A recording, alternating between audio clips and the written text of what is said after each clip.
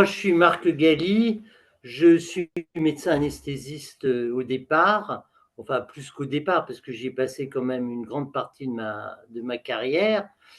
Et en fait, j'ai eu une évolution, je dis pas naturelle, mais peut-être un peu originale.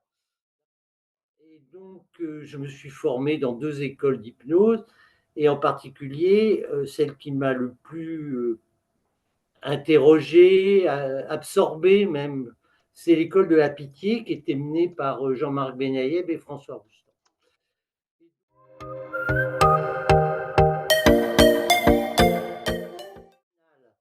D'abord, je me suis occupé de la douleur dans les années 90. Hein, j'étais président de ce qu'on appelle le CLUD dans un hôpital.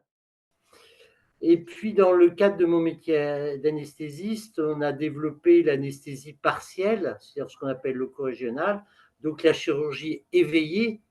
Et donc, il fallait accompagner les patients. Alors, il y avait deux façons, soit de leur donner des sédatifs, soit d'avoir une présence humaine. Et avec l'équipe chirurgicale avec qui je travaillais, on a choisi de faire la présence humaine. Et donc, on s'est intéressé à l'hypnose il y a quelques années. Donc, j'ai développé beaucoup l'hypnose au bloc opératoire et en particulier, comme j'étais responsable d'un service de chirurgie vasculaire, on a fait de l'intervention loco-régionale avec l'aide de l'hypnose. Et puis, chemin faisant, je me suis intéressé à l'hypnose médicale, qui est une tout à fait autre approche.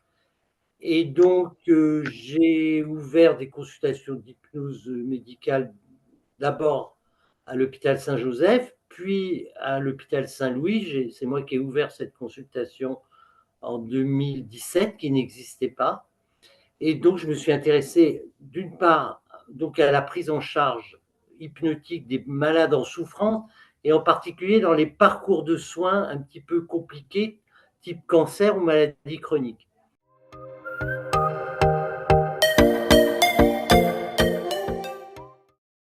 Parce que cette démarche globale m'intéresse. Alors, dans l'écosystème des engagés, entre guillemets, de cette prise en charge, je trouve que la démarche qui est certes clinique, mais aussi plus institutionnelle de la MCA m'intéresse.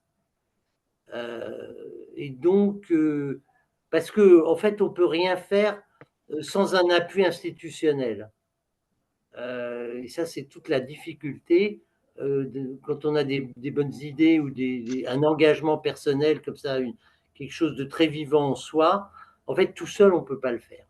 Et donc, il faut des structures qui s'appuient elles-mêmes sur d'autres structures.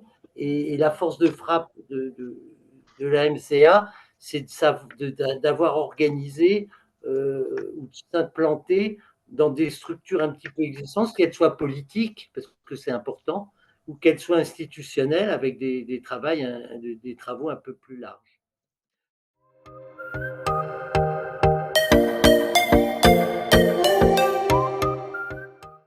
Donc là, en fait, j'étais dans cette démarche depuis vraiment longtemps, mais je ne l'avais pas intellectualisé, organisé. Et c'est grâce à Véronique et la MCA, et puis toutes les autres structures, et en particulier l'Institut Raphaël, en fait, ils ont eu le génie, entre guillemets, de conceptualiser quelque chose qui était en moi déjà depuis de nombreuses années. Mais en fait, c'était un peu comme Molière, je le faisais sans savoir que je le faisais. Et quand je revois des vidéos il y a plusieurs années, en fait, je parle d'intégration. Déjà, je parlais d'intégration en parlant de l'hypnose chirurgicale, mais en fait, ce n'était pas clair.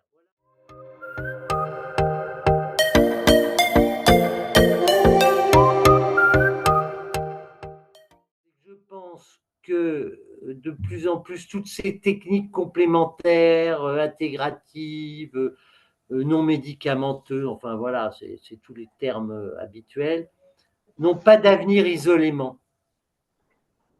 C'est vraiment dans le parcours, dans l'intégration de toutes ces techniques dans un parcours ciblé, co-construit, avec le patient sur des problématiques extrêmement bien posées, dans le contexte, faut toujours pas oublier le contexte et la personnalité, c'est-à-dire moi dans le contexte, ok?